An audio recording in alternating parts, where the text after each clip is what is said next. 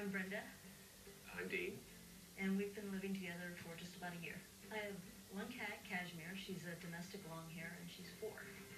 Cashmere's behavior has always been bad, but when I moved in with Dean, it really got a lot worse. She attacks me.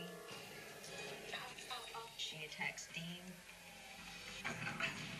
She gets into fights with Dean's cat, Darla, all the time. Cashmere, stop that! I'm afraid to come home sometimes and find a dead cat. Stop it! I think when Cashmere moved in, it was a bit more than I bargained for. I don't want Darla to get hurt. We have such a good relationship, and I'm worried that Cashmere is going to ruin that. Me too. Having a cat that wants to hunt me down and attack me all the time. This is impacting our relationship. I can't even think about that.